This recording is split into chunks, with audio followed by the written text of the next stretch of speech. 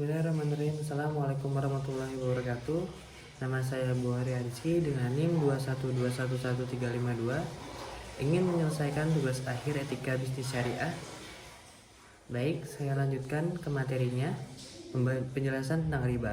Riba merupakan istilah dalam bahasa Arab yang memiliki arti meningkat atau bertambah. Secara umum, riba didefinisikan sebagai keuntungan tambahan yang diperoleh dari peminjaman uang atau barang dengan salah satu persyaratan pembayaran lebih dari yang dipinjamkan. Dalam konteks Islam, riba dianggap sebagai dosa besar karena dianggap merugikan pihak yang terlibat dalam transaksi tersebut. Riba dianggap sebagai suatu perbuatan yang dilarang Allah dan dianggap sebagai dosa besar. Riba dapat terjadi dalam berbagai bentuk transaksi keuangan seperti peminjaman dengan bunga, riba bank, atau transaksi kredit yang melibatkan bunga atau keuntungan yang tidak seimbang. Dalil mengenai riba ada di Al-Quran, surat Al-Imran ayat 130. Dilanjutkan penjelasan penipuan. Penipuan adalah tindakan tidak jujur dan curang yang dilakukan oleh seseorang atau sekelompok orang untuk memperoleh keuntungan atau keuntungan yang tidak sah atau tidak adil dari pihak lain. Dalam konteks bisnis syariah, penipuan adalah tindakan tidak jujur dan curang yang dilakukan oleh seseorang atau sekelompok orang untuk memperoleh keuntungan atau keuntungan yang tidak sah atau tidak adil, melanggar prinsip-prinsip etika bisnis Islam. Penipuan dapat dilakukan dengan berbagai cara seperti memanipulasikan informasi, membuat kesepakatan palsu, menipu atau menggunakan kekuasaan dan pengaruh untuk memperoleh keuntungan yang tidak sah. Dalam etika bisnis syariah, penipuan dianggap sebagai pelanggaran yang sangat serius karena bertentangan dengan prinsip-prinsip dasar bisnis Islam, yaitu kejujuran, keadilan, dan saling menguntungkan. Dalil mengenai penipuan ada di Al-Quran, surat An-Nisa ayat 29. Dilanjutkan dengan penjelasan curang dalam menimbang.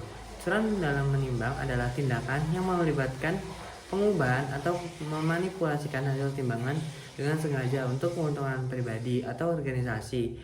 Hal ini bisa terjadi pada berbagai situasi, misalnya dalam perdagangan, produksi makanan, maupun di lingkungan industri lainnya.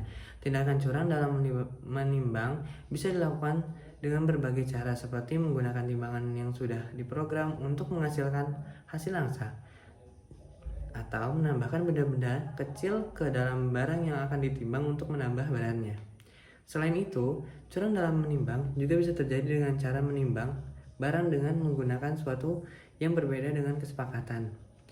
Dalil curang dalam menimbang ada di surat Quran Al-An'am ayat 152. Dilanjutkan judi atau maisir. Maisir atau kimar yaitu suatu bentuk permainan atau game yang di dalamnya dipersyaratkan jika salah satu seorang pemain menang, maka ia akan mendapatkan keuntungan dari pemain yang kalah. Dan sebaliknya, seorang pemain yang kalah tidak mendapatkan keuntungan, akan tetapi mendapatkan suatu kerugian. Dalil mengenai judi atau maisir ada di Al-Quran, surat Al-Maidah ayat 90. Dilanjutkan melambungkan harga. Mekanisme pasar dalam Islam sudah menjadi perhatian para ulama klasik. Al-Ghazali menjelaskan proses evolusi pasar secara alami.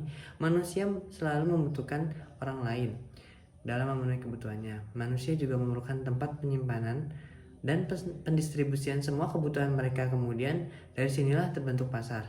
Menurut Abu Yusuf, tidak ada batasan tentang keuntungan atau ketentuan mahal dan murahnya sesuatu harga pasar. Murah dan mahalnya harga pasar merupakan ketentuan Allah. Dalil mengenai melambungkan harga ada di Yusuf Qadarwi Asyurani. Tadlis. Tadlis berasal dari bahasa Arab dengan bentuk masdar dari kata dalasa yudalisu tadlisan yang mempunyai makna tidak menjelaskan sesuatu menutupinya dan penipuan.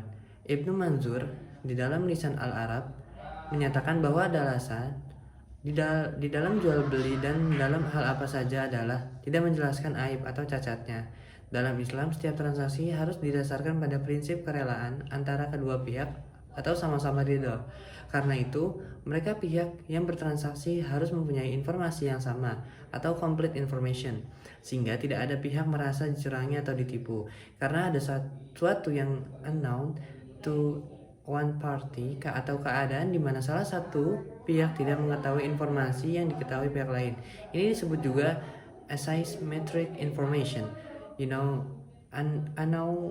one party dalam bahasa fikih atau hukum Islam disebut tadlis. Dalil mengenai tadlis itu ada di Al-Quran An-Nisa ayat 29. Ikhtiar dilihat dari segi artinya, yaitu penimbuan. Penjelasan berkait dengan makna kata ikhtiar ini dapat dilihat dari penjelasan makluf bahwa ikhtikar merupakan kata kerja yang dibendakan atau masdar dari kata-kata fi'il mahdi ikhtikar. Akar katanya dari hakar yang menurut bahasa ialah istaba'da yang diartikan bertindak sewenang-wenang.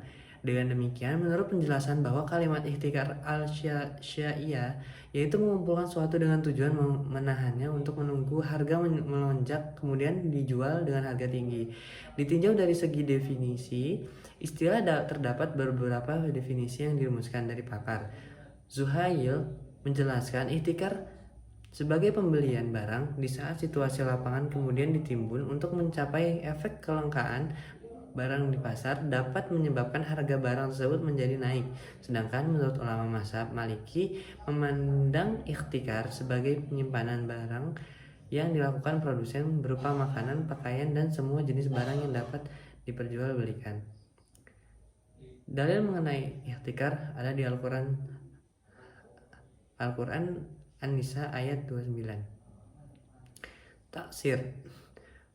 Pengertian mengenai taksir menurut bahasa sama dengan syir, yaitu menetapkan atau menentukan harga. Dapat juga dikatakan bahwa al-syir adalah harga dasar price right yang berlaku di kalangan pedagang, sedangkan al-jabari berarti secara paksa. Jadi at-taksir al-jabari adalah penempatan harga secara paksa, biasanya melalui suatu kekuasaan. Dalam mengenai taksir ada di surat An-Nisa ayat 59. Baik, segitu saja penjelasan dari saya. Kurang lebihnya mohon maaf. Jika ada salah kata mohon dimaafkan. Wabillahi taufiq wal hidayah. Wassalamualaikum warahmatullahi wabarakatuh.